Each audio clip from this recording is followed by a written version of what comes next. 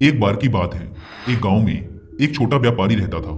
उसे रोज शराब पीने की एक बुरी आदत थी। उसकी इस आदत की वजह से वो और उसका पूरा परिवार परेशान रहता था। घर में हमेशा ही अशांति और तनाव का वातावरण बना रहता। अक्सर वो व्यापारी शराब पीकर गांव में किसी न किसी से झगड़ा कर लेता और लोगों को गाली बकता। उसकी इस हरकत की वजह से उसका व्यापार भी कम होता जा रहा था। वो व्यापारी भी इस बात को समझता था कि उसकी इस बुरी आदत की वजह से उसके घर वाले भी परेशान रहते हैं और उसका नाम खराब होने की वजह से उसका व्यापार भी दिन प्रतिदिन कम होता जा रहा है। वो व्यापारी अपनी इस बुरी आदत को छोड़ने का कई बार प्रयास भी कर चुका था, लेकिन वो हर बार इसमें असफल ही हुआ था। इसलिए अब से जब भी कोई उसे उसकी इस बुरी आदत को छोड़ने के लिए कहता तो वो उसे तेज आवाज में जवाब देता, मैंने इस आदत को नहीं पकड़ रखा है, बल्कि इस आदत ने मुझे पकड़ रखा है। उस व्यापारी की पत्नी उसकी इस आदत से सबसे ज्यादा परेशान रहती थी। वो उसकी सेहत को लेकर चिंतित थी, जो कि दिनों दिन गिरती जा रही थी। वो चाहती थी कि उसका पति शराब पीना छोड़ दे, लेकिन वो इसके लिए कुछ भी नहीं कर पा रही थी। फिर एक दिन उसे गांव में किसी बौद्ध भिक्षुक के आने की खबर मिली। बौद्ध भिक्षुक बहुत ही बड़े ध्यानी व्यक्ति थे और वो लोगों की समस्याओं को सुलझाने के लिए काफी प्रसिद्ध भी थे। व्यापारी की पत्नी उसे लेकर उस जगह पहुंची जहां बौद्ध भिक्षुक ठहरे हुए थे। बौद्ध भिक्षु ने उनसे उनकी समस्या बताने के लिए कहा। दोनों पति पत्नी ने बौद्ध भिक्षु को सारी कहानी सुनाई। बौद्ध भिक्षु ने ध्यान से उनकी समस्या को सुना और कहा, तुम दोनों अभी जाओ और कल सुबह फिर आना। दूसरे दिन सुबह वो पति पत्नी उस जगह पर फिर पहुंच गए जहां बौद्ध भिक्षु ठहरे हुए थे। उन दोनों ने देखा कि बौद्ध भिक्षु एक बड़े से पेड़ को पकड़कर खड़े हुए हैं। व्यापारी ने कहा, महाराज, आप ये क्या कर रहे हैं? आपने इस पेड़ को क्यों पकड़ रखा है? भिक्षु ने कहा, अभी तुम दोनों जाओ और कल सुबह फिर आना, मैं तुम्हें तुम्हारी समस्या का समाधान बता दूंगा। अगली सुबह जब वो दोनों फिर बौद्ध भिक्षु के पास आए तो उन्होंने देखा कि बौद्ध भिक्षु फिर से उसी पेड़ को पकड़कर खड़े हुए हैं। उन दोनों ने बौद्ध भिक्षु से अपनी समस्या का कारण जानना चाहा, लेकिन बौद्ध भिक्षु ने उन्हें फिर से कल आने के लिए कहा। यह प्रक्रिया अगले एक हफ्ते तक चलती रही। वो दोनों रोज सुबह आते, लेकिन भिक्षु फिर उन्हें अगले दिन आने के लिए कहते। एक हफ्ते तक रोज आने की वजह से वो व्यापारी थोड़ा सा परेशान हो गया और उसने भिक्षु से पूछा, महाराज, आप ये क्या कर रहे हैं? आप इस पेड़ को छोड़ क्यों नहीं देते? बौद्ध भिक्षु ने कहा, मैं क्या करूं, मैं परेशान हूं। मैं तो इस पेड़ को छोड़ना चाहता हूं, लेकिन ये पेड़ मुझे नहीं छोड़ता, इसने ही मुझे पकड़ रखा है। ये सुन वो व्यापारी जोर से हंसता है और कहता है, महाराज, इस पेड़ ने आपको नहीं पकड़ रखा, आपने इस पेड़ को पकड़ रखा है और आप जब चाहें इस पेड़ को छोड़ सकते हैं। यह सुन बौद्ध भिक्षु थोड़ा गंभीर होकर बोले, मेरे दोस्त, पिछले एक हफ्ते से मैं तुम्हें यही तो समझाने की कोशिश कर रहा था कि तुमने शराब पीने की आदत को पकड़ रखा है। उस आदत ने तुम्हें नहीं, और तुम जब चाहो उस आदत को छोड़ सकते हो। बौद्ध भिक्षु की बातें सुनने के बाद व्यापारी को अपनी गलती का एहसास हुआ और उसे समझ आया कि अपनी सारी बुरी आदतों का जिम्मेदार वो खुद है। वही है जिसने उन आदतों को अपने अंदर पकड़ रखा है और अपनी मजबूत इच्छा शक्ति के दम पर वो जब चाहे इन आदतों से छुटकारा पा सकता है। दोस्तों, प्रकृति का एक बहुत ही सीधा सा नियम है कि इसे खालीपन पसंद नहीं है। अगर कोई खाली स्पेस है तो ये उसे हवा से भरने की कोशिश करेगी। अगर कोई खाली जगह पड़ी है तो ये उसे खरपतवारों से भर देगी। अगर हम खाली बैठे हैं तो ये हमारे मन को फालतू विचारों से भर देगी। इसलिए हम कभी भी प्रकृति के नियम के विरुद्ध जाकर अपने आप को आदतों से खाली नहीं कर सकते। ऐसा कभी भी नहीं होगा कि हमारे अंदर कोई आदत ही ना हो, हम आदतों से मुक्त हो जाएं।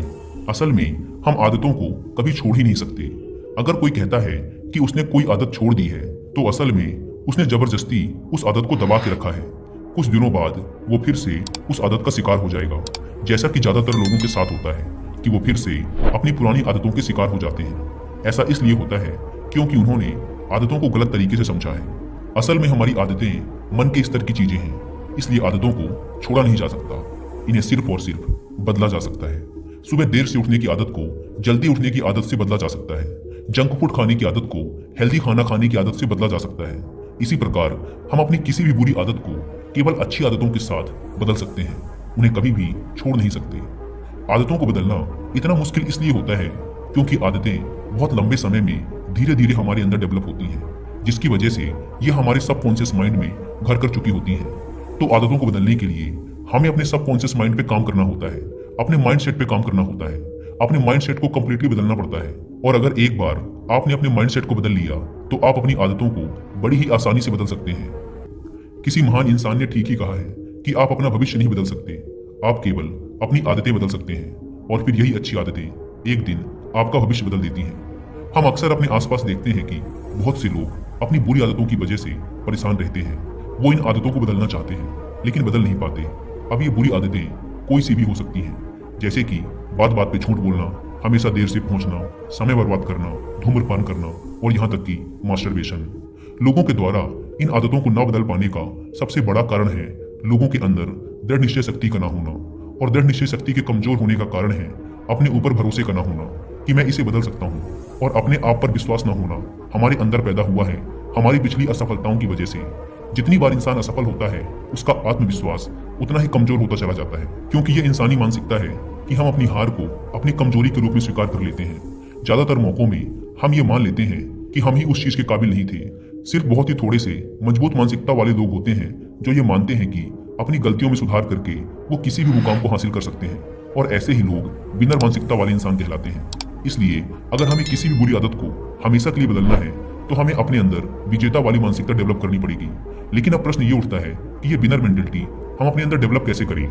देखिए, विनर मेंटलिटी हमारे अंदर डेवलप होगी छोटी छोटी लेकिन लगातार सफलता मिलने के बाद, क्योंकि विनर मेंटलिटी का मतलब ही है एक जीतने वाले एक सफल इंसान की सोच। और ये सोच केवल लगातार छोटी छोटी जीत हासिल करके ही अपने अंदर विकसित की जा सकती है। मान लीजिए आप सुबह देर से उठने की आदत को जल्दी उठने की आदत से बदलना चाहते हैं, तो देखिए यहाँ पर विनर मेंटलिटी कैसे काम करती है। मान लीजिए आप रोज सुबह 9 बजे सोकर उठते हैं, लेकिन आप सुबह 6 बजे उठने की आदत डालना चाहते हैं, मतलब रोज से 3 घंटे पहले। अगर मिनट में देखें तो 180 मिनट पहले। अब आप इस 180 मिनट को अगले 30 दिनों में बांट दें, जो कि होते हैं 6 मिनट रोज के। अब आप अगले दिन सिर्फ 6 मिनट पहले उठने की कोशिश करें। 9:54 का अलार्म लगाएं, और ये आपके लिए मुश्किल भी नहीं होगा, क्योंकि ये एक छोटा सा बदलाव है। जब आप अगले दिन 6 मिनट पहले सोकर उठ जाएंगे तो आपको एक विजेता वाली फीलिंग आएगी, और आप अगले दिन के लक्ष्य को पूरा करने के लिए और दृढ़ संकल्पित हो जाएंगे।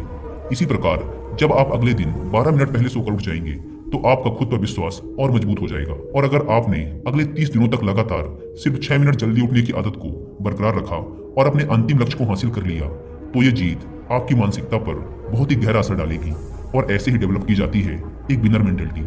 और फिर आपकी ये अच्छी आदत आसानी से बदलेगी भी नहीं, क्योंकि आपने इसे धीरे धीरे विकसित किया है, अचानक से नहीं बदला।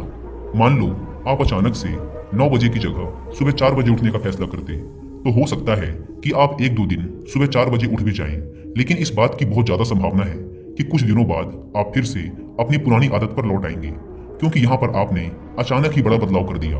और हमारा मन कभी भी आसानी से किसी बड़े बदलाव को स्वीकार नहीं करता। इसलिए अगर आपको एक विनर मेंटलिटी अपने अंदर डेवलप करनी है तो आपको छोटी ही सही लेकिन लगातार सफलता हासिल करनी है, ताकि ये जीतने वाली सोच आपके अंदर घर कर जाए, आपके सबकॉन्शियस माइंड में पक्की हो जाए। और फिर यही सफल और दृढ़ संकल्प वाली सोच आपकी हेल्प करेगी आपकी किसी भी बुरी आदत को बदलने में।